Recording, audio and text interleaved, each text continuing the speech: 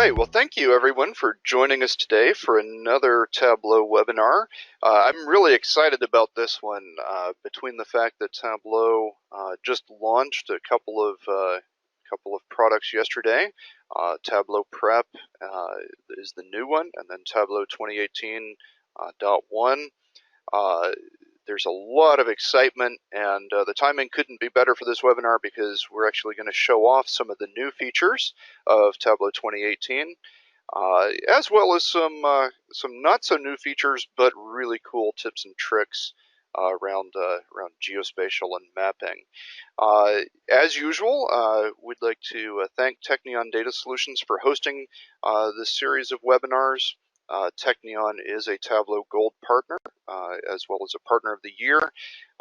So always excited to help clients with their data.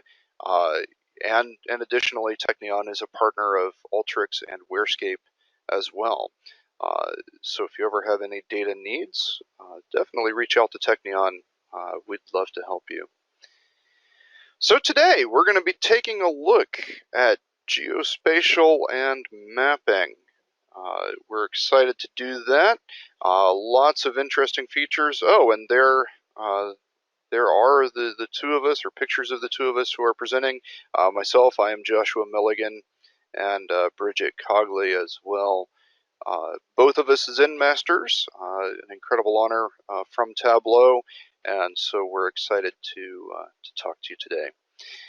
All right, and now we can go to the topic slide there. Mapping and geospatial tips and tricks in Tableau. We've got lots of different things to show today, all kinds of fun and neat things to do, from hex maps to formatting tricks to drawing circles with an exact distance of radius, making curved flight paths, all kinds of fun things. Bridget, you'll kick us off, and let's see where we go. All right. Well, thank you very much. So my focus today is kind of going to be on 4 items, and the first being GIS, the second being format, the third being some legend tricks, and the last kind of being all the tricks you can do with dual axis. Won't lie, that's probably one of my favorite Tableau tricks is just dual axis. So we'll get started right away with the GIS creation. And so for me, this was one of the questions I'd always had was, how in the world do I get custom shapes? And so we recently had a webinar where we showed how you can use Alteryx. And yes, this is a real Alteryx workflow. This is not some kind of hold shot. This is actually the workflow, and it's available out on our website. And it just shows you how you can move Alaska from all the way over here and Hawaii from somewhere over here to much closer in the map. It's a common pain point. We've all had it. And it's a great way to kind of just bring information all in sight. So that's a really cool trick. We'll kind of take a quick look at this. And what this is, I've got kind of a standard shapefile that we made in Alteryx.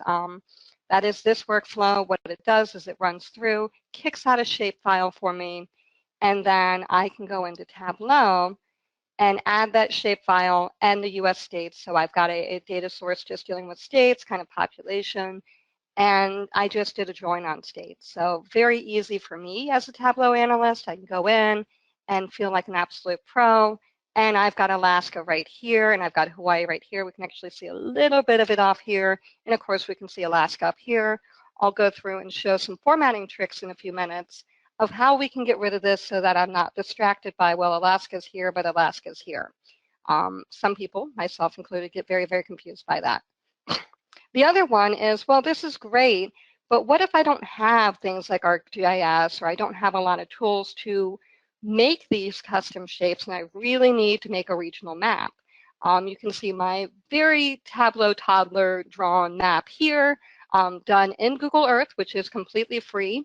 And it's actually quite easy to do. You add polygons, you draw them out yourself, and then you can export it right from Google Earth, and then you can save it as a KML. It will try to export it as a KMZ. You do want to roll that over to KML. That way you can open it in Tableau, and you can see here it is right in Tableau. And so then I can add on my information and start analyzing this data. So that is kind of a real quick, and again, you can kind of see with this, I've got the Superstore data and I've got that KML file just joined on region. And if I wanted to, I can add additional data. So you see I do have window like an open for a description. And so in the past, I have used that to add and enrich the data points. So shape files are definitely a lot of fun in Tableau. They are very, very easy to use now. So you don't always have to draw with polygons or add in additional things. You can kind of export out these shapes. You can Google and find a bunch of them. .shp and .kml are some extensions you'd want to look for. So this is great. We've got these maps. Now the challenge is from a format side, they're kind of distracting. And so what can we do with that? And so you can see here I've got an example of a very standard map in Tableau. And I've not done much with it from a format side. I mean, I've got kind of my colors set up, but if I've got this in kind of this Financial Times inspired piece, it stands out like a sore thumb. So what I want to do is find ways to get it so that I don't have to see any of this background. And the nice part is I've got kind of a sample over here. And so I will quickly run through how to do this. So you can see that this is close. This is almost exactly how I want it. I did make that region piece just by going through with default properties and geographic role and actually creating it from US states. So that's another option, is that you can create these custom regions just by using that geographic role and creating it from another dimension in your set. Very handy. Definitely encourage using that whenever possible. And so if I want to start getting rid of this, the first thing I want to start doing is this map layers. So within map layers, and then I start unchecking things, and you'll see that now all of my information is gone, which makes me very happy. But now what? And so the next piece to this is to right-click Format, and then I come here to the Paint bucket, pick out my color, and start cleaning up the rest of this. So now you can see I've got this map. It'll look really nice with the rest of my piece. It'll blend in just like this piece does. And I can go through and add additional colors. So if I want to make this region piece also the same color, you can see I can actually go into this piece, select that color out, and then voila, it looks almost identical to the one that I've got over here. So that is kind of one quick way. You'll also notice that I've got dual access enabled, so that way I've got kind of the region piece. And then in the second for the dots, I've got kind of state broken down by the measure. So again, you'll see this dual access a lot of different places. So same thing here, we get these kind of maps. To me, this feels very, very heavy. I've got Canada, which I enjoy, but unfortunately it's not a data set for me. And so what I want to do is just continue to strip this out. So you'll notice that with this one, I've done the same thing. One of the key differences with this map that I did do when I recolored it was that I made sure that the lines themselves, I went into border and kind of made sure that they would match as well. So that way when I knock out my map, you can see that it all blends in. Whereas a lot of times if we leave this border at default or automatic, it draws some pretty heavy lines. So depending on my visualization, I may want those lines. I may want to change those to maybe a lighter color or color that better fits my scheme, just so that they're not so loud. And so that's kind of a different way to make those changes, make this map just blend in a little bit better. The other fun thing that you can do is hex maps. And this is another case where you would also join in. So one version of this, the probably fast way, or the way that I'm most familiar with, is just to get a sheet that kind of looks like this sheet one. And if we take a look at this sheet one, we'll just see what it is it's got columns and rows, numbers set at them. There's a few different variations on the line, or out online. So if you Google it, you can kind of see where people have put these together, and then you go in and assign it a shape. And so for this one, it's a hex map. And so what I did was I went in with the shapes, assigned it to that hex, and then just made sure it was set up the way I liked. Made sure to put the abbreviation in, and just made it nice and easy to read. So these are kind of fast changes that you can do just to keep them kind of minimal and fit in nicely with the color schemes that you're using. So another example of this is I again, kind of bring a map. You can see here that the background is a little light. I've got a lot of light states, and so having it too minimal made this almost disappear into the background. So I wanted to keep that a little bit clearer. And then the other thing I did was I made a custom legend. I wanted to highlight a couple things about just how we've got some very small states, bigger states, and kind of how they come through. So instead of just saying, here's all the states and the amount, I wanted to highlight kind of groupings, because as you scan through, you'll notice that the further west we go, the bigger the states become. So I think people kind of said, we'll go ahead and just let these be bigger and bigger. And so that was kind of interesting to me. The other interesting piece is just kind of looking at how things kind of progressed. So again, just ways to format the map. So the other piece to this, again, it's just really making sure that the regions and the shapes kind of are set nicely. So, and kind of what this allows you to do when you strip it back is it just looks really clean and nice. So this would be very hard to do if I left it white. Whereas with nothing in the background, you really focus on the map and the measures and kind of the patterns going on. So that's one of the reasons I really like stripping it down. The other thing is I do a lot of these kind of summarized legends that are actually also based off of map data. So I took that same column and row from the shapefile, and I actually let it kind of roll these up into these locations and then turned around and used that as a legend. If you pair that with some highlight actions, where they kind of go back and forth and just call each other out, it works really nicely as a legend, and it also just kind of lets you see what data points are where. So it just acts as a nice, gentle reminder from a user experience level. So then the final piece to this is, okay, well, we've got these maps, but I'd like to start dual encoding the values. So we've got the regions, so we've got that coded by color.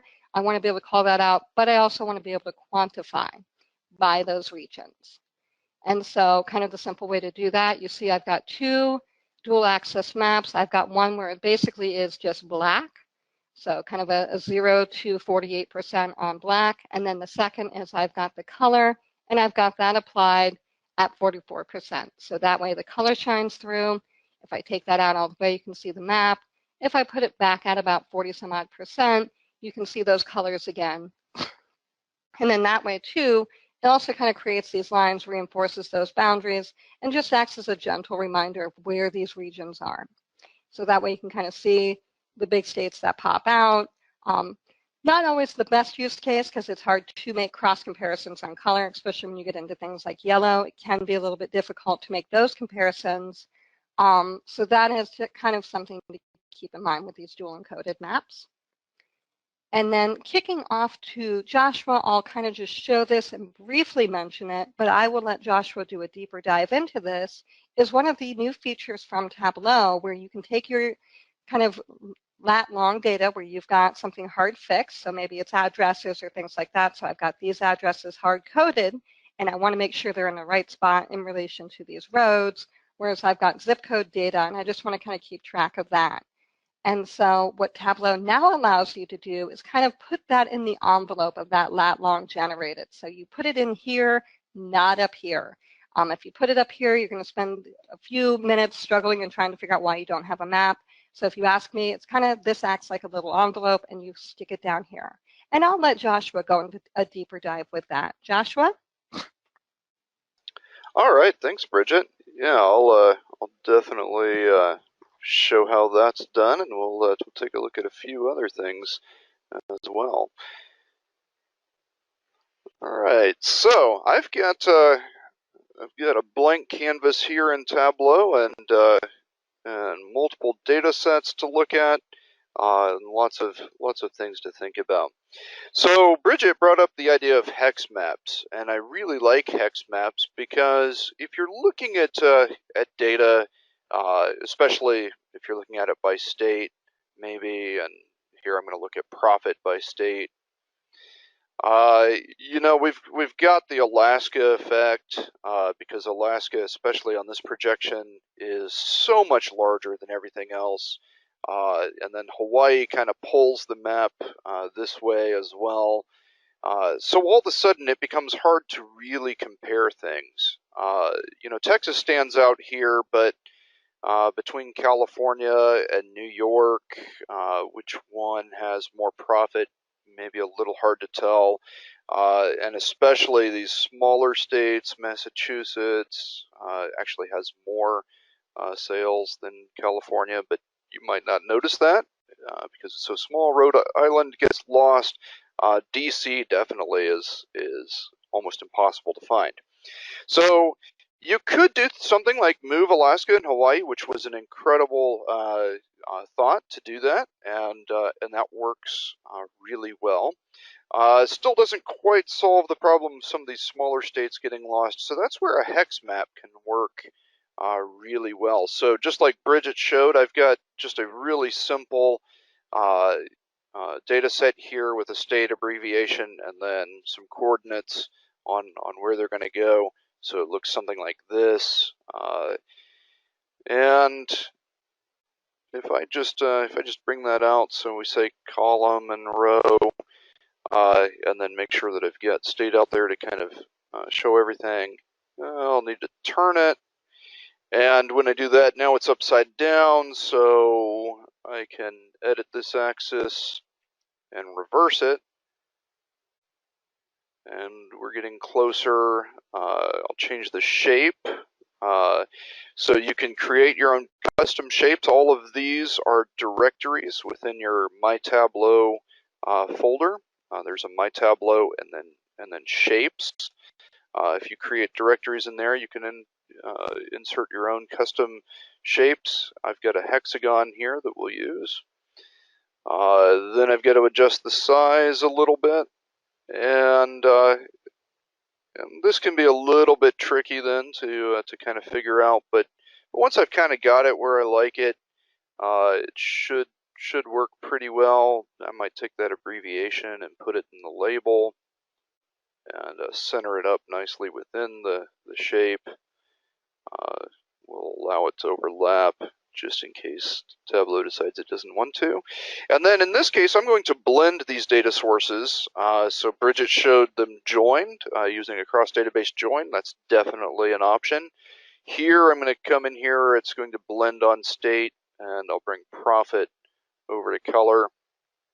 So this then becomes a nice way with a little bit of cleanup on formatting, get rid of grid lines and zero lines and not show those axes anymore that don't mean anything. So now I've got something that works really well. I can compare pretty easily among states because the size is uniform. The location isn't exact, but it's not distorting the map any, and it works really nicely until I go to put it on a dashboard. And when I put it on a dashboard, I realize that my nicely sized map doesn't quite work. So now it's going to be a matter of going back and forth and adjusting the size a little bit, going to the dashboard. Eventually, I could get it to look really nice and put it where I want it. It might not actually be too bad to do that. But that got me to thinking, is there potentially an easier way of creating a hex map? And I realized that one of the challenges here is that we're using shape with size. And so these shapes are based on images, and the size is adjustable. I can size it however I want. That makes the challenge of the fact that once I resize the entire view, the size is relative and it resizes everything. What would happen, I thought, if I actually created a spatial file that that had those same hexagons but arranged really nicely? So I can connect here to a spatial file. Bridget mentioned some of the possibilities. There's KML and SHP. There are actually multiple different things you can export from GIS or Esri. All kinds of different possibilities. Here, I've got a hex states shapefile. And the nice thing about this is that when I connect to it, you'll notice I get one record per state, and then I've got a geometry field that just defines that polygon. So it used to be if you wanted a polygon, you'd have to have 100 different rows for Alabama, and then connect it. Or if it was a hexagon, you'd have 6 rows, one for each of the vertices. Here, that's not true. The entire polygon is right there in that field. So one per record, and that makes it really easy to use because now I can take that hex states. I could do a cross database join if I wanted to. Here again, I will just do a data blend. Now I'm not going to use the state or the state abbreviation, although Tableau recognizes those as geographic fields. But instead, I'm going to use this geometry field because when I double click that, Tableau knows how to pull that polygon out and to draw it on the map. Now, it's interesting, this particular shapefile defined the location of these hexagons over Africa. That's not at all interesting or useful. So I'm going to use one of the tricks that Bridget showed, and I'm going to go to my map layers. Here, I'll just wash everything out. I don't need to see that background at all because it doesn't matter where these things are. It just matters that they are in location relative to each other.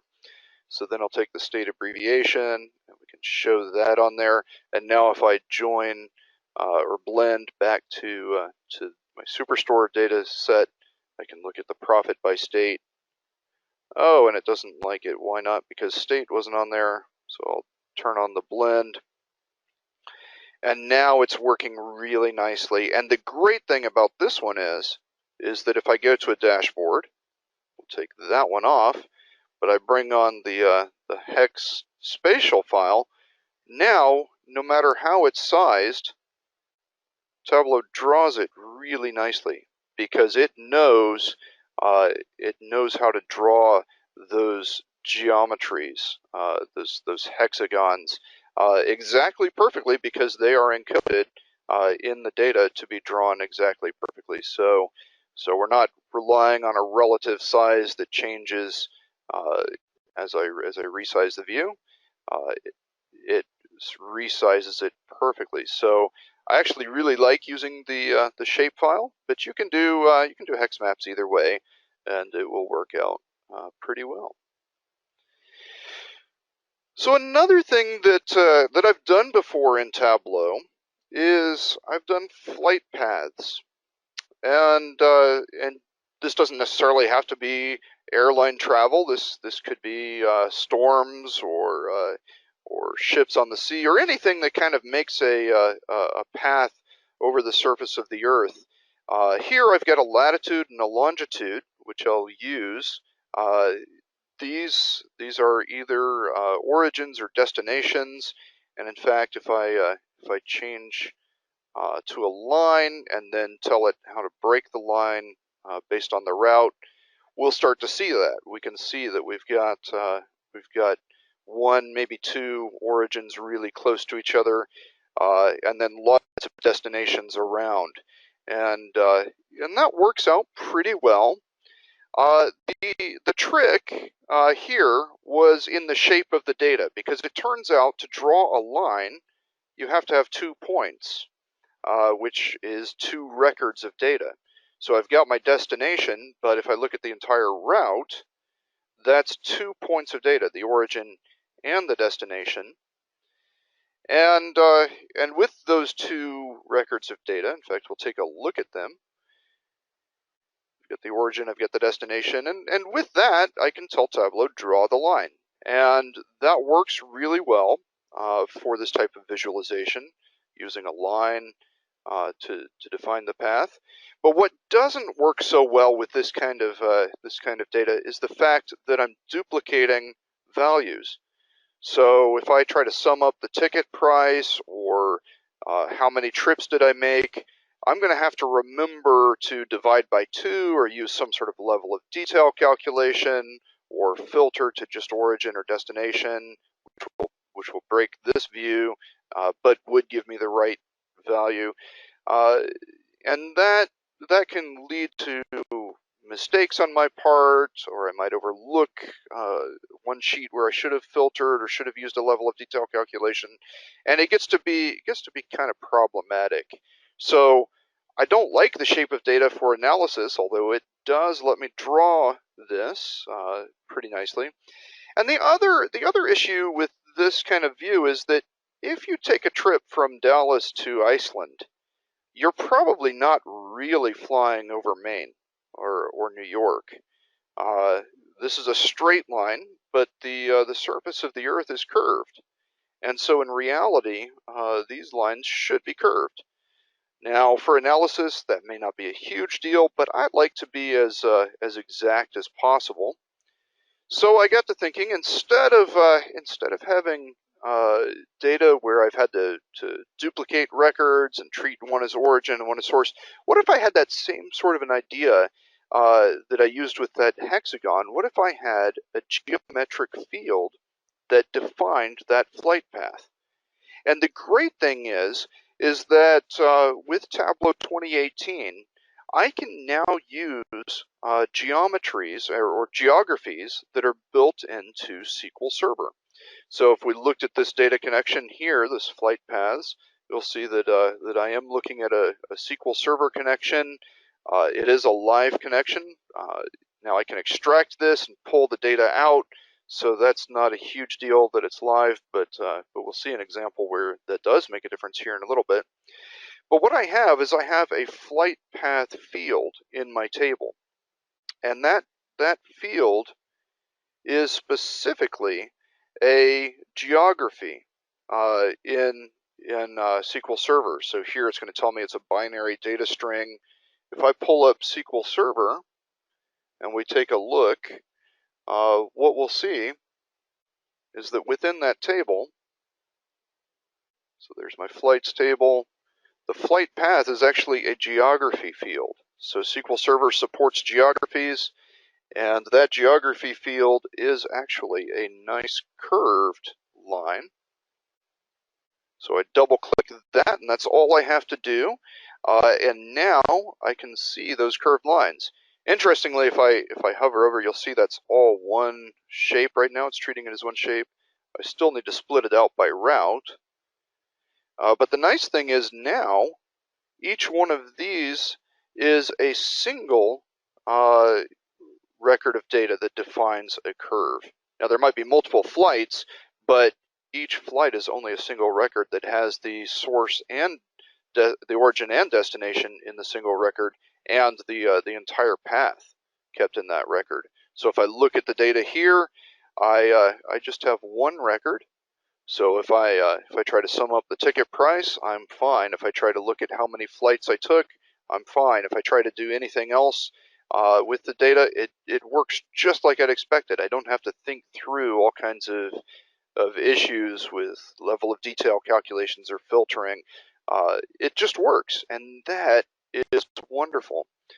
So I love that, and then I might even do all kinds of other things.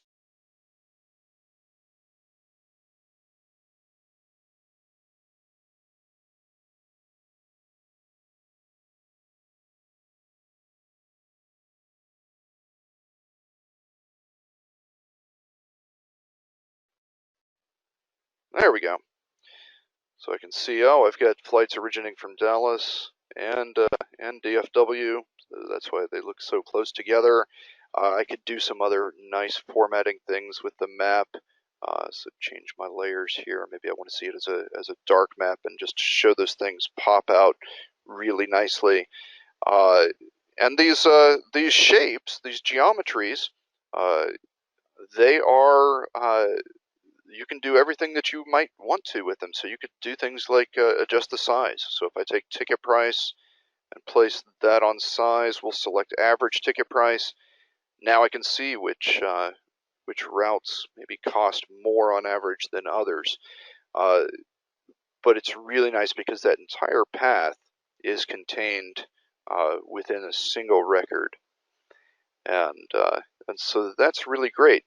I will eventually have a blog post where I show how you could even calculate paths like this. I used a great circles method because all I originally had was the latitude and longitude of the origin and the destination. So take a look at vispainter.com and then come back because I will show how I generated those paths as well. And in fact, we'll take a look at something here where I do pull up a little bit of SQL Server to show how that works. And we'll do that within the context of stores and customers. So here I've got a data set that has latitude and longitude for various stores. So we're looking here in Texas, and if I take a look, if I break that up by ID, you can see I've got individual locations. All of this is actually in Austin, and we might make that a little bit more apparent by adding in some streets and highways, maybe some county borders, and we'll just add in a little bit more detail. I might even switch this to a normal map to highlight some of the ground features and water. Just because we're zoomed in close enough to a specific area, it's nice to have a little bit of context. And in this data set, I don't only have locations, but these locations are different types. And I have customers in blue, and I have stores in orange. So I have 2 stores and a bunch of customers who come to those stores. I might even do something like take the type and make it bigger, just so we can see it. And we might double click there to adjust the size. Let's make the size a little bit closer. That works pretty well. So I can see all the customers in the stores pretty well. So that's the data set itself. Let's go back just a little bit. So here I used my latitude and longitude that I had for each one of my customers in each one of my stores. So that worked really well. But there might be times when I want to also understand what does that look like by zip code. So I double click zip code, and when I do that, Tableau's using its own generated latitude and longitude that it knows for zip code. And then I might fill that in by looking at the sales or something, some measure. So now I can see what the total sales were per zip code. But I want to see the individual customers and stores along with the zip code information. Well, before that wasn't possible using Tableau before 2018 came along without maybe some really heavy data manipulation. But now Tableau has made that really easy, because if I have my own built or my own latitudes and longitudes or my own shapes or geometries in the data, I can use those in conjunction with Tableau's generated latitude and longitude. And the way that works is something like this. I take one of these, either latitude or longitude, and I hold down Control and just duplicate it on either rows or columns. And that gives me two different axes to work with. So I've got one latitude axis and then another latitude axis. And what I can do is on one of these, I can bring in my own spatial data, so my own latitude and longitude in this case, and we'll do that instead of the zip code. I'm also going to have to split that up by ID. But when I do that, you'll see I get a mark for every customer. I'll take sales off just so we can see it, and maybe even make it a circle. We'll size it a little bit smaller, and give it a nicer color. And maybe with a black border.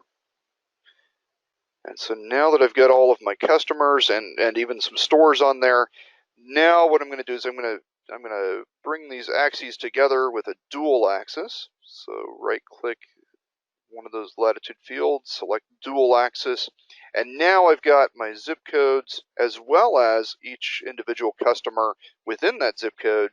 I can see exactly where they are, and then I can do some of the same things here. I could bring in type and highlight which ones are stores. We could do the same thing on the size, where we make the stores a little bit bigger.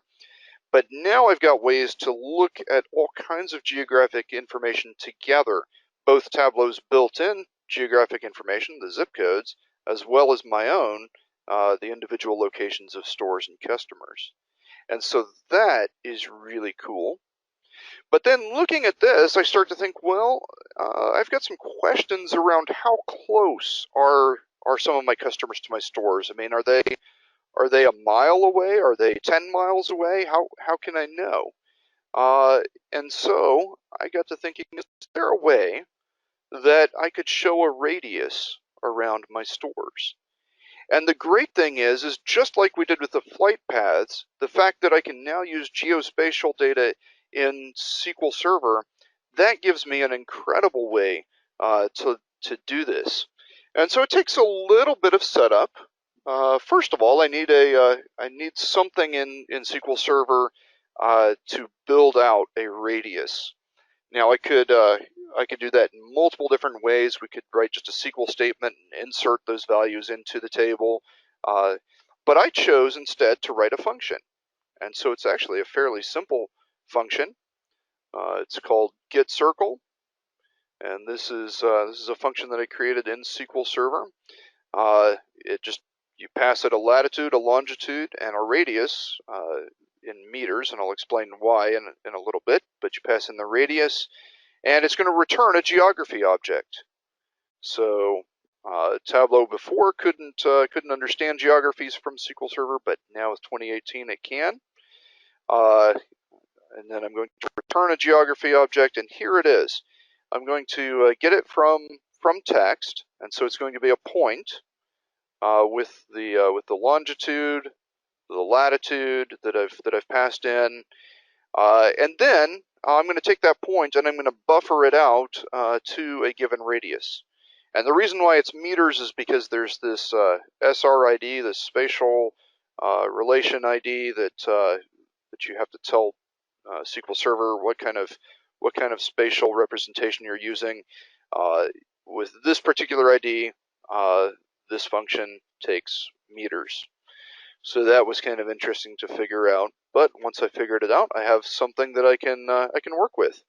I've got a function that I can call any place, anytime to get a nice circle. So how do I use that in Tableau? Well, I'm going to do a little bit more setup. One thing I'm going to do is I'm going to create a parameter. I don't have to do this, but I thought it would be kind of nice if I could specify the miles of the radius. So I created a parameter here. If we take a look at it, you'll just see it's just a floating point. I could have made it integer. In fact, with the way that I've defined the step size, it is always going to be an integer, but float works really well, and I could pass in anything that I wanted into that function. And then I've got a couple of calculations here. The radius in miles. So the only reason I need this one is that I only want to apply the radius if it's a store. But if it's a customer, we'll just default that to 1/4 of a mile, and that'll keep all the customers fairly small on the map, but let me control the size of the radius of the store. And then finally, what I'm going to do is create one last calculation here, which I've called circles, which calls that function in SQL Server. And the way it does it is it uses one of these pass-through functions. So if you look over here, pass-through, you'll see this if you're connected live to SQL Server or another database that supports pass-through. And Tableau's had this forever. All of these raw SQL functions, at least as long as I've been using Tableau, it's had this. But now there's a new one, raw SQL Spatial. And this allows you to pass through a function to SQL Server that returns a spatial result. So I'm going to call that GetCircle function. I'm going to pass it those three parameters that it wants, the latitude, the longitude, and the radius, but I have to convert it to meters. So that's what I'm doing here, doing a little bit of conversion to meters. And when I do that, when I create this calculated field, Tableau knows that that is a spatial result. And so if I come over here and just double click that, Tableau draws it. And you can see that it is applying my size directly to those stores. So again, I might color code those, but notice the size here does nothing because I'm not controlling the size of a shape. I'm actually returning a spatial object from SQL Server that defines the shape and size.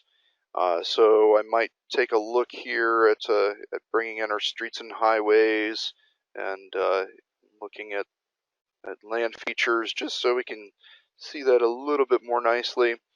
But now notice as I change my parameter, Tableau is going back to SQL Server and getting a new spatial object each time I change this parameter.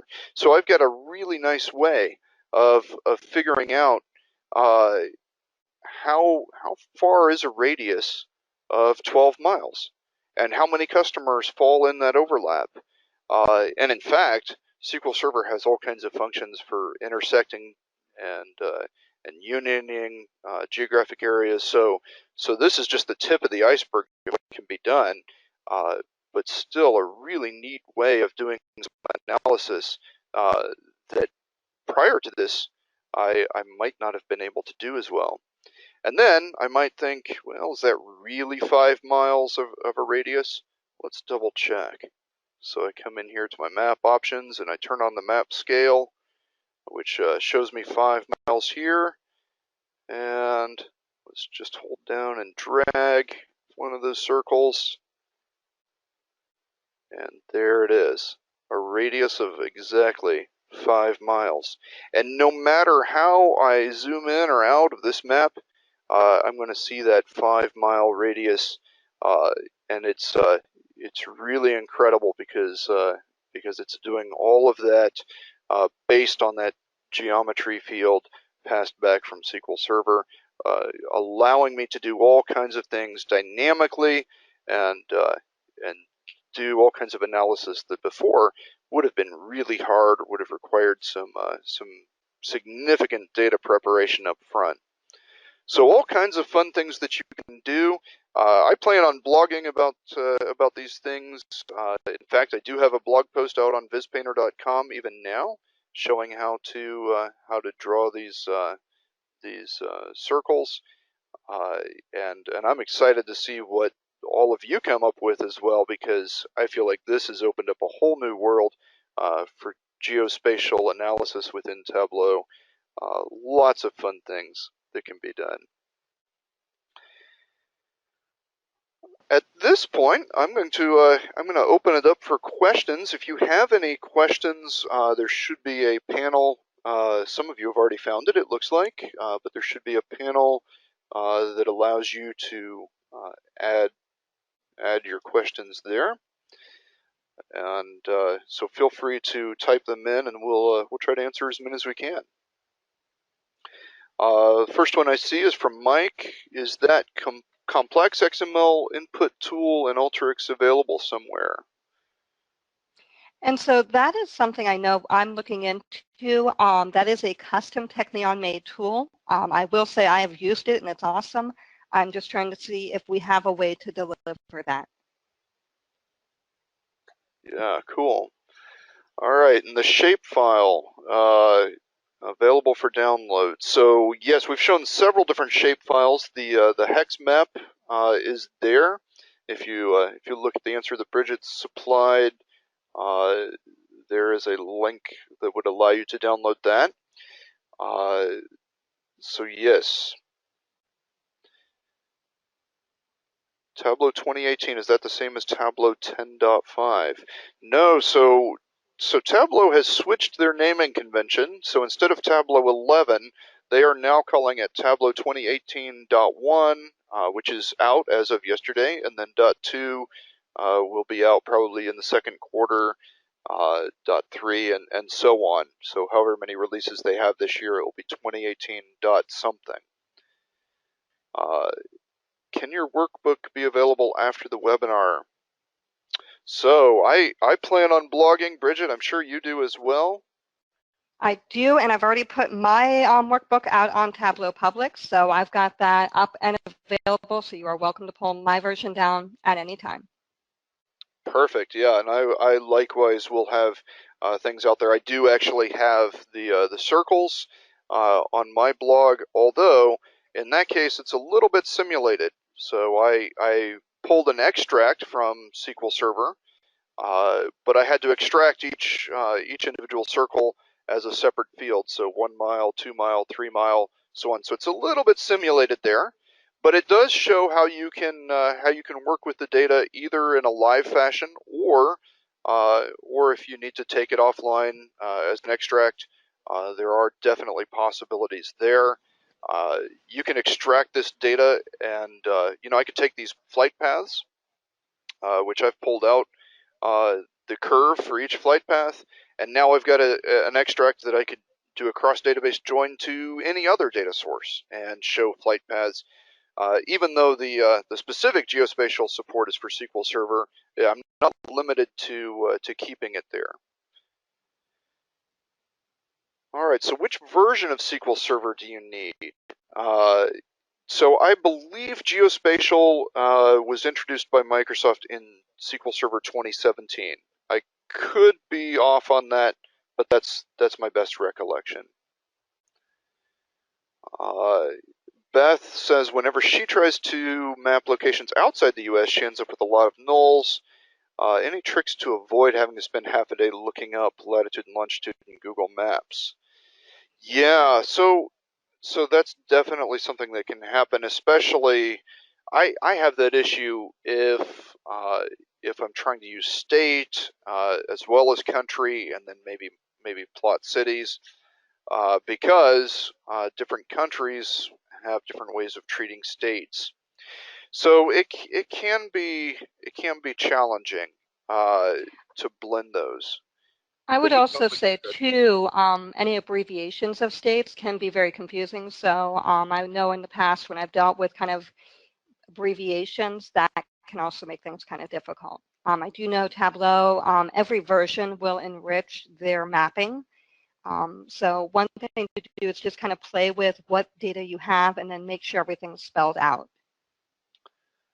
Yeah, definitely. Another thing to note is that next week, Dina, who is our Alteryx guru, is going to be sharing how to use Alteryx to geocode locations.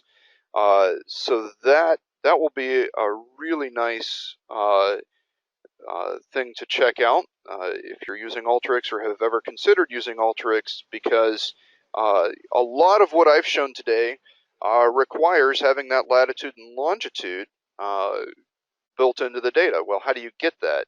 The nice thing is that Alteryx provides a way to do that. And I've got a link which I will try to share, but I don't see right off where to share it.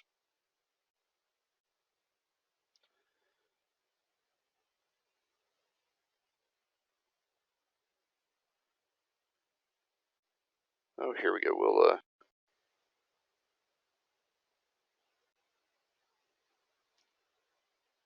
all right. There's the link, and it is an answer to that question. Which version of Tableau? So this is 2018.1. Okay, so could I point you to the blog? Yes. Let's see if I can find it.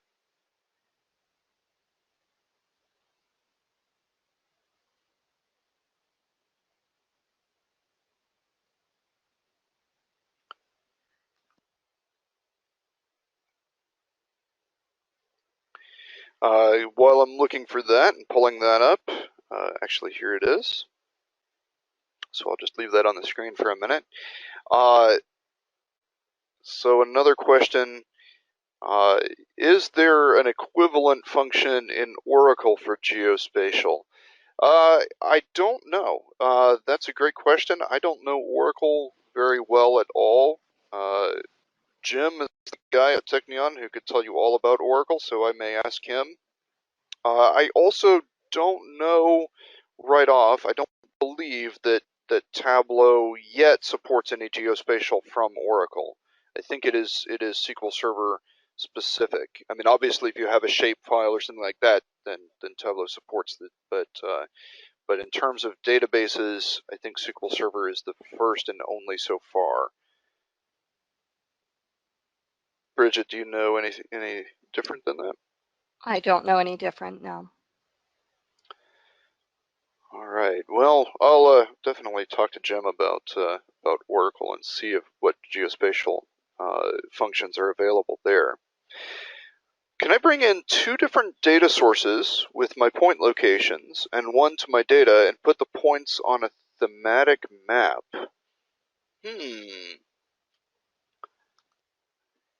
I think the answer is yes, but I may not be understanding the question entirely. So there should not be any problem with blending data to bring together uh, geospatial data at all. In fact, we looked at some of that with blending the hex map shapefile even today. So I think the answer is yes. Let me know if there's any clarification on that would help. Can we explain hyper? Yes, that is definitely a different topic and a different webinar, but I think that would be a great one to talk about hyper because it's really cool and it allows for all kinds of things. Any idea if we're getting close to the heat maps that Kent showcased at at TC17? Yeah, I loved seeing that those heat maps. I don't know specifically, but the fact that they were showcased at TC17, my guess is yes. Hex map for Europe. Do we have one? I do not. However, I have seen people on Twitter share hex maps for Europe, so definitely search. I know that they're out there. To the World Atlas question, done it a little bit differently. Created a separate worksheet for each country and then display the city within that country. Okay, yeah, so that may actually work pretty well to create data sources for each country and then use that to help Tableau know where to go. Will you be sending a link to the recording of the webinar? Yes, we are still working through exactly how that gets shared. They are all recorded and they all do end up on Technion's website. However, I know that sometimes the communication of that has not always gone quite as smoothly as we had hoped.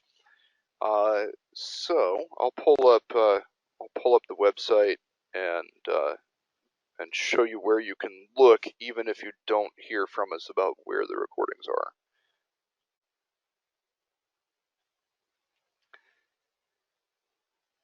Share the blog link and name again. So, Bridget, you can share yours. Mine's up on the screen.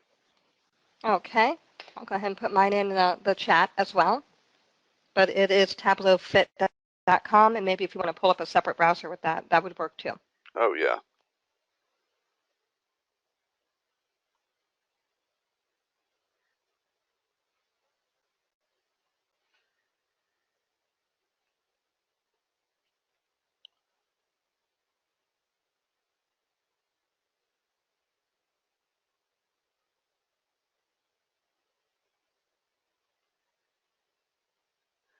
The video. So I've shared a link to the video resources website. Here it is on Technion's website. Oops, I didn't mean to cover up the others. But yeah, you can see here we've got multiple recordings of webinars, and we have launched a series of webinars. So we've been doing the Tableau webinars for a while, but there are now Alteryx webinars, Data Robot webinars, Warescape webinars. So you can find those recordings here on technionusa.com/video. Hopefully we'll get the communication of when new ones come much better. Have you used any of this when doing any sort of territory optimization with service or customer data set? Yeah, so this is a lot of this is fairly new. So for the most part, no. However, there have been certain aspects of that kind of optimization that I have done in the past, but definitely this starts to open up all kinds of possibilities towards moving that direction without some of the complexities that I would have encountered before. Bridget, how about you? I would say my experience is similar to yours. I would definitely say going through this now would be a lot easier than some of the things I've done in the past. For me, I've done where it's like you've built both models almost and then compared and contrast.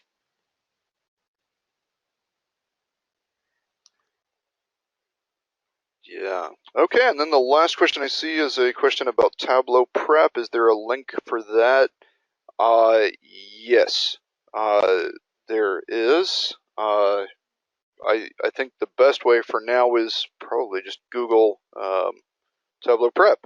But it looks like if this is what you're looking for, Tableau has it on their website with a try it for free button. Really cool. In fact, I believe next month, Bridget, correct me if I'm wrong, but next month our webinar will be covering Tableau Prep. I believe so, yeah. We've got an initial view of one of the betas out now, so if you want to kind of quickly get started, we do have kind of a legacy version, but they've definitely added a lot more new features, and it's definitely far more robust. Yeah, so Tableau Prep was released yesterday into production. Formerly called Maestro, which I liked that name a lot, but Tableau Prep has Tableau in it, so you can't go wrong that way either. And a really cool tool. I've worked with the alpha and the beta versions, so I'm excited now that it's out in production that I can actually start to use it to solve real world problems. Very incredible. We'll have a webinar covering it in depth next month, so definitely stay tuned for that. And with that, I think we'll close out this webinar. Thank you so much, everyone, for attending, and it's always a pleasure to interact with you and to share what we're learning and excited about. So thank you so much for attending. Always let us know if there's ways that we can serve you even better. We'd love to know. Thanks a lot, and we'll talk to you next time.